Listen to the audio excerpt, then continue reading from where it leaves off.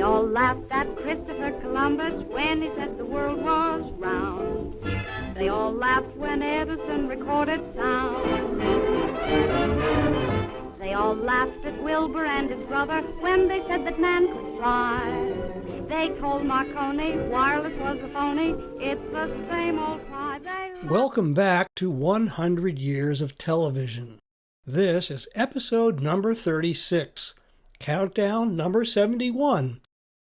What's you talking about, Kingfish?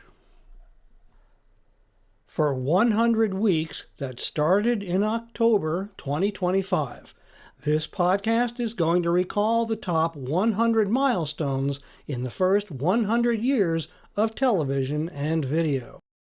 The countdown will culminate on September 7th, 2027. That's the 100th anniversary of the day video, as we have come to know it, first appeared on Earth. I'm Paul Shatskin, author of The Boy Who Invented Television, the definitive biography of Philo T. Farnsworth, who invented the world's first all-electronic television system. In the last episode, we watched Lucille Ball and Desi Arnaz transform the business of television with their hit comedy, I Love Lucy. Today, we're going to see how television in the 1950s reflected America's racial divide around a program called Amos-n-Andy. On the radio, nobody can tell you're not wearing blackface. Freeman, Gosden, and Charles Correll were veterans of vaudeville when they first met in the early 1920s. When they started working together, they staged tent shows that often included regional dialects in their routines. In their act, Gosden and Correll drew on a tradition that stretched back to the early 1800s, when white performers darkened their skin with burnt cork and exaggerated their lips in a theatrical practice known as blackface. They found their place on stage in a uniquely American form of traveling amusement called minstrel shows.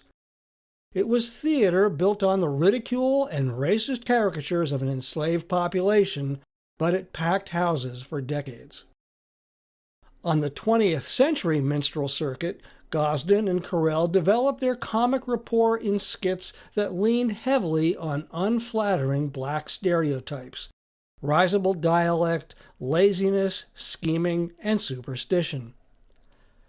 Gosden, who had learned wireless operation in the Navy, began experimenting with radio to promote the act. It wasn't long before he and Correll took the act itself to the air. By 1925, they were hosting a regularly scheduled 15-minute ad-libbed comedy on Chicago's independent radio station WGN. Correll and Gosden, the life of the party, featured the duo performing in various dialects, including the exaggerated ethnic jargon and speech patterns that they'd honed in blackface on the minstrel and vaudeville circuits. In 1926, Gosden and Correll started performing on WGN as Sam and Henry, a serialized radio show built around those same black caricatures. Gosden and Correll created, wrote, and performed the show, establishing a template for white actors portraying black characters in farcically comic situations on the radio. After a contract dispute with WGN, Gosden and Correll took their act to NBC's Chicago affiliate, WMAQ, but for legal reasons they had to leave the character names behind. In March 1928, they relaunched the show with a new name, Amos-n-Andy. By the early 1930s, Amos-n-Andy was the most popular radio program in America. Every Monday through Saturday, families tuned their radios to the show's 15-minute serialized story arcs. By the end of the decade, the show regularly reached more than 40 million listeners, black and white, spawning merchandise, films, and phonograph recordings. But beyond the laughter, Amos-n-Andy quickly became a cultural flashpoint in a country still seething in the cauldron of racial segregation and just beginning to reckon with the cultural impact of mass media. Within the black community, the response to Amos-n-Andy was always, well, complicated. Some listeners accepted the show as a rare portrayal of any kind of black life in America. Others announced its depiction of black people as shiftless, scheming buffoons, and for perpetuating the kind of stereotypes that were better left as relics of slavery's past and the Jim Crow present. Civil rights groups, most notably the National Association for the Advancement of Colored People, the NAACP, condemned the program for promoting images of black Americans as figures of comic ridicule rather than serious individuals worthy of full participation in American society. Nevertheless, Amos-n-Andy aired on NBC until 1938, when CBS lured it away in a lucrative sponsorship deal with Campbell's Soup. CBS had gone on the air only 2 years after RCA launched NBC in 1926, but the upstart network's ambitious founder and president, William S. Paley, spent nearly 2 decades trying to surpass his rival in prestige and ratings. The rivalry ramped up when CBS staged what became known as the Paley Raids, luring many of NBC's radio stars to CBS with very favorable financial arrangements. Among the assets that Paley pursued were Freeman Gosden and Charles Correll and their creation, NBC's flagship program, Amos-n-Andy. After losing the rights to Sam and Henry when they left WGN for WMAQ, Gosden and Correll had been careful to preserve their ownership of Amos-n-Andy. But in 1948, after airing the show on its radio network for nearly a decade, CBS made them an offer they could hardly refuse. For $2.5 million, that's about $35 million in 2026 dollars, CBS obtained all the rights to Gosden and Correll's creation, the characters, the scripts, and creative control. Though set for life, Gosden and Correll stayed with the radio show as performers under contract to CBS and continued to write and consult on scripts and production. After securing all the rights, CBS moved ahead with plans to bring Amos-n-Andy to television in the early 1950s. And, obviously, the first decision the network had to make was what to do about the casting. It was painfully apparent that 2 white actors performing black characters in the audio equivalent of blackface was not going to translate well to television. With Gosden and Correll still writing and consulting from the wings, CBS called up a cast of black actors. Tim Moore as George Kingfish Stevens, Alvin Childress as Amos Jones, Spencer Williams as Andy Brown, Ernestine Wade as Kingfish's wife Sapphire, and Nick Stewart as Willie Latnin Jefferson. And other regulars who rounded out the largest ensemble of all black actors ever seen on early network television. Amos-n-Andy was engulfed in controversy from the moment it premiered on CBS TV on Thursday, June 28, 1951. For as long as it had been on the radio, Amos-n-Andy's racial caricatures were, in a very real sense, invisible. White audiences could imagine the characters however they pleased, and black audiences could, at least, enjoy the storylines without the actual sight of white actors in blackface. By casting an all-black ensemble for the TV show, CBS managed to circumvent the literal blackface problem, but Amos-n-Andy still embodied all the racial stereotypes that grew out of its origins in those 19th century minstrel shows. The NAACP and other civil rights groups immediately denounced the series for perpetuating those demeaning, one-dimensional stereotypes. The association launched a national campaign demanding the show be taken off the air, forcefully and effectively, arguing that it portrayed outmoded lampoons of African Americans as lazy, ignorant, dishonest, and clownish. The NAACP went so far as to issue a formal report, the factual analysis of the Amos-n-Andy TV show, which itemized the demeaning portrayals and emphasized the broader harm they posed to public perception and the national standing of Black Americans. NAACP branches across the country urged their members to contact local affiliates and advertisers to demand the show be pulled.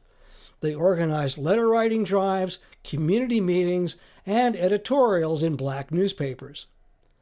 The campaign gained momentum when prominent voices in the Black press and civil rights community echoed those concerns, framing the show not as harmless entertainment, but as a modern extension of the minstrel stereotypes. In the radio era, it had been easier for the networks to absorb most of the controversy around the show. But once it went on TV, CBS owned the property outright and was solely responsible for its content and its impact. That meant that the steadily escalating protests were directed at a single obvious target, William S. Paley and his network. Amos-n-Andy earned high ratings for CBS, but the backlash was too much for the network and its sponsors to ignore. The NAACP campaigns made Amos-n-Andy one of the first flashpoints over the continuing racial bias that persisted in the United States nearly a century after the Civil War. And for Bill Paley, Amos-n-Andy became a personal tarnish on his efforts to brand CBS as the Tiffany of networks. CBS never issued a formal apology, but the program was quietly canceled in 1953 after just 2 seasons and 65 episodes. However, those 65 episodes were enough for the show to live on well beyond its brief life on the network. In syndication, reruns aired well into the 1960s. The program continued to be especially popular in southern markets, where local station owners were less inclined to be persuaded by the NAACP. Black leaders in the urban North were more successful in pushing for the show's cancellation, and the momentum of the civil rights movement in the 1960s made the show's continued airing untenable. CBS, which still owned the show, quietly withdrew the series from syndication in 1966 and has kept it off the air ever since. The legacy of Amos-n-Andy is as complicated as the history of the country that spawned both the medium and its content. To its benefit, Gosden, Correll, and CBS created the first television show to feature a recurring all-black cast. On the other hand, the characters those actors were cast to portray were shaped by decades of racist tropes and degrading parody. Amos-n-Andy last flickered through the ether in 1966, but clips and whole episodes can still be found today on YouTube. Amos-n-Andy vanishing from the airways cleared the path for more authentic representations of Black life in America. On September 17, 1968, just 2 years after the last episode of Amos-n-Andy aired in any kind of broadcast syndication, NBC presented Diane Carroll as a widowed nurse raising her son in Julia, the first American TV series to star a Black woman in a non-servant role. In the decades that followed, The Jeffersons, Good Times, and The Cosby Show would offer a broader, if at times still contested, spectrum of Black life on television. From the first century of television, Amos-n-Andy remains the archetype of a cautionary tale. It asks us to look closely at who gets to tell the stories, how those stories are framed, and what we choose to laugh at. And it is fitting to remember that while Amos-n-Andy's white creators went on to wealth and great acclaim, the actors who portrayed their characters on television went on to lives of modest obscurity. In some respects, the evolution of Amos-n-Andy embodies both the medium and its audience. In its earliest days, television reflected the status quo. With the imperative to reach larger audiences with higher production values, the medium began to reflect the changes that enveloped the post-war nation. And as television emerged from its late 1940s infancy into its troubled adolescence in the 1960s, the new medium became a driving force in the changes to come. This brings us to the end of number 71 in the countdown of the top 100 milestones in the first 100 years of television. Stay tuned for the next episode when The Today Show comes to NBC. Thanks for listening to 100 Years of Television, a 2-year countdown to the centennial of television on September 7th, 2027. For more, aim your gizmo to 100yearstv.com. This podcast was written, recorded, engineered, and uploaded by me, Paul Shatskin, and is a production of farnovision.com. If television was invented by somebody named Farnsworth, then why don't we call it Farnovision? They all said we never would be happy. They laughed at us and howled. But ho, ho,